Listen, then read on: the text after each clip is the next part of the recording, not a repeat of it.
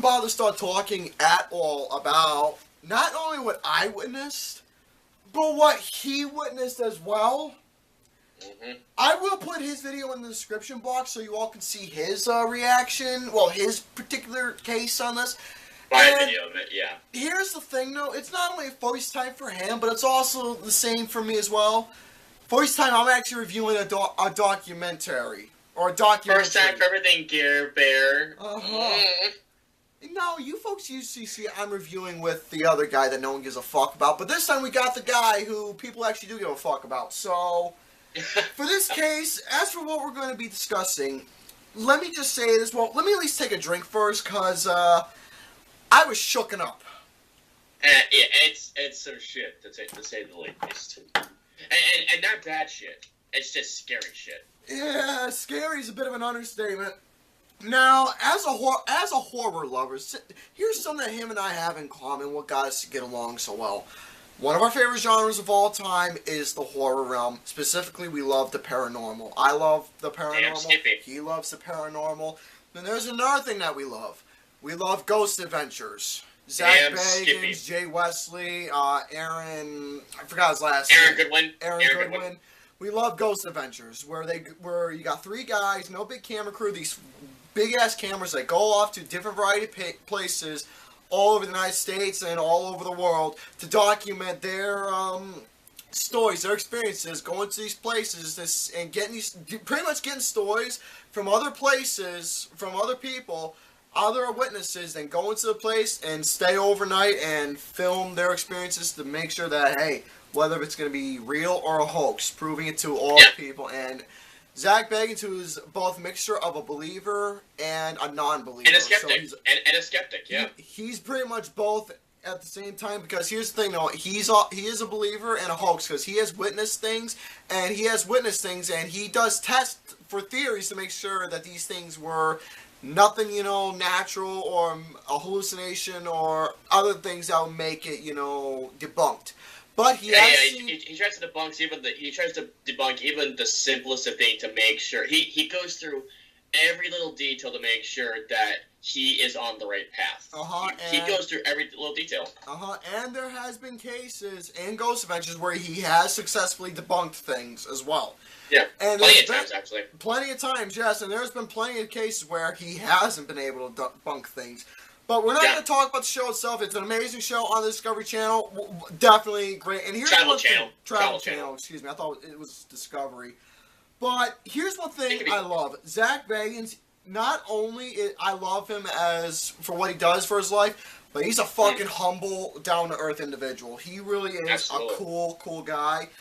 And I've heard stories about him talking about, hey, I've had this one case that really did it to me, and it was in episodes he's mentioned it quite a few times, but very small times, even on Twitter as well, social media. But then there was this one case where he talks about this house from hell, legitimately, and is surrounded where it has legitimate demons like everywhere, and no joke, every time when people stepped foot in that house, it was just hell on earth. Like, things changed to a 360 degrees just like that. So he decided to... Maybe a 180? A 180. Well, 360, even though 180, but... Whatever, you get what I mean. So, for this particular film, a documentary, directed and narrated by Zach Bagans, him and his crew decided to investigate this house in Gary, Indiana that was once there, called the Demon House, and that's the name of this documentary, Demon House. And before the investigation happens, he talks to multiple people who used to live in the house. Oh, yeah. People who used to, people used to live in the house, people who used to actually visit the place, and talking about their experiences. Actually a good portion actually declined from being in this document because of another incident that was going on. That incident was a Hollywood film company was interfering in this business, which was threatening Zach in a very bad way. So, from there, he managed to get people successfully from other counters to participate in this document, talking about their witnesses. It was actually showing prior solid evidence of what was going on, that people were witnessing on them and within the house as well. It's leaving, drapes being covered in oil, actual apparitions, actual voices being, a lot of things, even within the document before the investigation, a lot of shit was being captured and they just weren't acknowledging it until they played it back. So, yeah, particularly, exactly. Yeah. When I first started watching this documentary, and I'm sure he can agree, the first words that really started it for me was when Zach said word from word, "This is one of those cases that really fucked me up." I don't think he said this is one of those cases. I think he actually said the word, "This case fucked me up." Well, something like that, but he said, "This is the case that really fucked me up," and after he said that statement, we knew we were going to be in for something special. Mm-hmm. In a very, very, not only suspenseful way, but very spooky of a way. Now, someone who I love paranormal in a horror film, but what makes everything 10 times creepier than this is that this was legit stuff. This was not no fucking... it's real. This was not camera effects, no visuals, CGIs, practicals, no other stuff. Nothing of a big-time Hollywood film. This was legit, actual, solid paranormal activity that was happening in this house. That him alone in that house at nighttime... Yeah. That he fucking witnessed and heard with his own eyes and ears. Now, here's the thing. There are segments where there are things that do happen, but they're reenactments. So it's more of a pseudo-documentary because, of course, you can't... Oh, yeah. Because I don't think that anyone actually filmed the incidents as they were going on. He had to direct sequences, of course, where shit actually does happen. But with everything else, like, he has to actually talk to these guys about, what happened, if they can get on camera or not. Because I remember, of course, no spoilers, but there was a person that actually lived in that house that would not leave where they were staying currently. They would not leave where they were living because they were too terrified to actually visit that house again, which I was just like, this really affected people's lives that way. Yeah, it affected them either in their health or mental, whatever, physically and mentally. And here's the thing about this, Zach was also showing, evidence of certain times where people didn't even believe, or some stuff that was possibly hoaxed in a way, but still was left unexplained in a way. But here's the thing, after I watched this documentary, I'm going to be completely frank here. I mean, when I watch a horror film, I barely get scared. When I watch a horror film, I love watching something that involves a story, where it's just about the story that leads up to the suspense, and actually leaving me, either if I'm going to get creeped out, or actual good unintentional jump scares instead of pretentious ones. But for this particular case, dude, I have not been this freaked out since The Conjuring. When it comes to horror films of this decade, I'm going to call this a horror film in a way because it is a film. It is a horror film. It is a horror film. It's a horror documentary. And this is the thing I'll say when it comes to those jump scares. Demon House does not showcase a single jump scare. It does not. This is a film that obtains its spookiness through the stories that you hear. Yeah. And through the investigations that happen, because there is a certain story that Gary and I were talking about. I'm not going to happens about 45 minutes in that it was so chilling to listen to that I had to pause the film for a few minutes because I was just this happened. Like, this legit happened. And of course, and the thing I do appreciate the most about Zach Bagans is that this film, like Gary mentioned, this film examines both sides of the coin, whether is this place actually haunted, or could this place have other reasons as to why they're experiencing the problems? Because there is a portion in which Zach does explore other options within this house, because like we mentioned, Zach goes through every little detail to make certain that he is getting the right answer. And he even says that if someone's faking it, he's going to catch the guy who's doing it. Yeah, or reenact it or whatever, try and debunk it. Yeah. But for this case, since The Conjuring has been is pretty much my best horror film of the decade, not to change the subject here, but if I have to talk, but here's the going back to the past, not this decade, but prior, it takes a lot for any film to, actually impact me as a film lover, specifically in the horror genre, where it can legitimately terrify me to the point where I won't either sleep or I won't either, look at things, for the same for like a few hours, or I won't sleep at all. And this is and it's very extremely rare. And if it's able to do that, then this film is going to be a fucking piece of work here. So, for this particular documentary right here, here's the thing, though, I have to say. I'll name you two films that really left an impact on me that fucking terrified me: The Exorcist and The Ring. Mm-hmm. It was two films for a long time. Now it's three. This is that one that really fucking terrified me because of not only of all the real experiences that happened to all these people, it's the real factor. And here's what really had me hooked, line, and sink.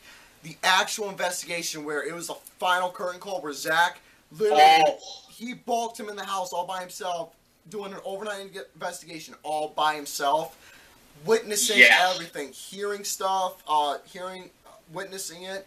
Now, I'm not going to spoil it, but there was one, at close to the final 20 minutes, two things happened, and after that, dude, yeah, fucking scary ass shit, especially with how it came off and how silent it was. Fucking terrifying shit that was. My eyes went so wide, like I was just like, what is that? I couldn't believe it, especially what was caught on camera and he saw with his own two eyes. That was not a fake reaction. He legitimately got scared. He fucking, I'm gonna spoil this, he fucking grabbed something, he chucked it. Like, he fucking chucked it.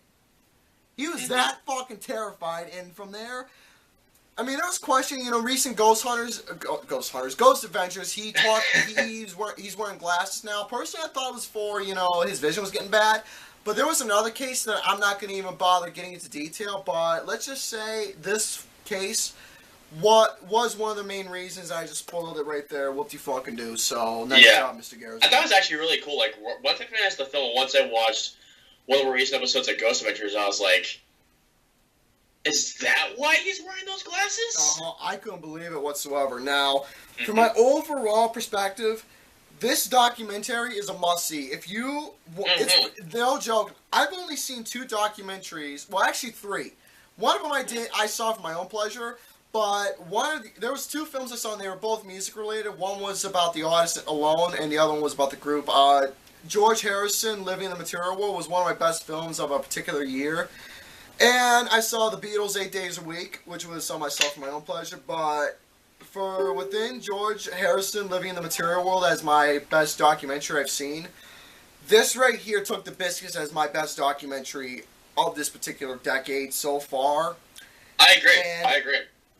I'm gonna tell you right now, if you love the paranormal, getting creeped out like we do, and especially if you love Ghost Adventures like we do, this is something you have to definitely take a look at and watch if you want to get fucking creeped out.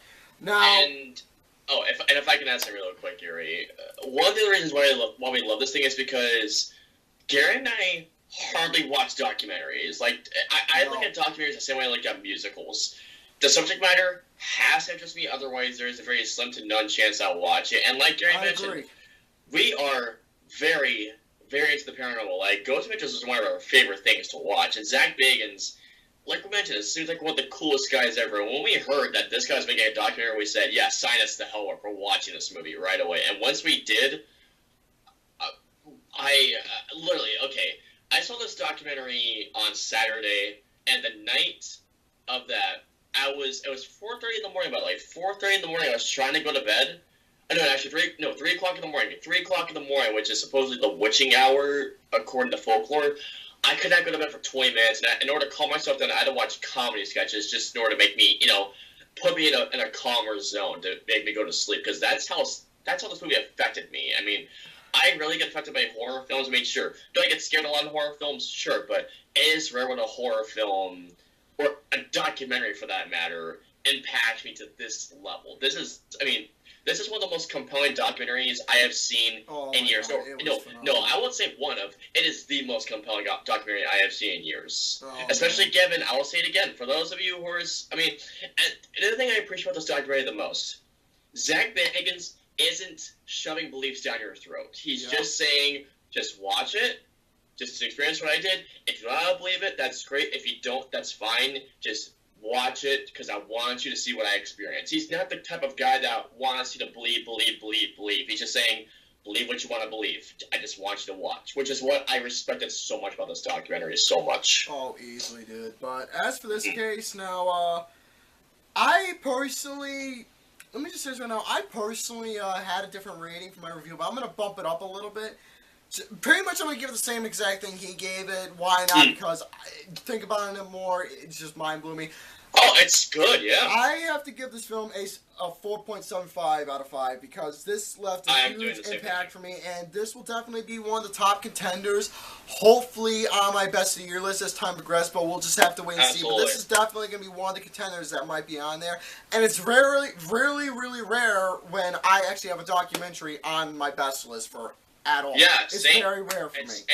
It's rare. It's rare to have a horror film even on a list, because horror films these days aren't nearly as good as they used to be. But hey, I feel like the horror genre might be making a comeback. I really think it is. Possibly, and hopefully, if any horror lover takes any inspiration from this documentary to make a good horror film, then we'll just have to wait and see what happens. So, as always, folks, I hope you all enjoyed this little review, and ciao for now.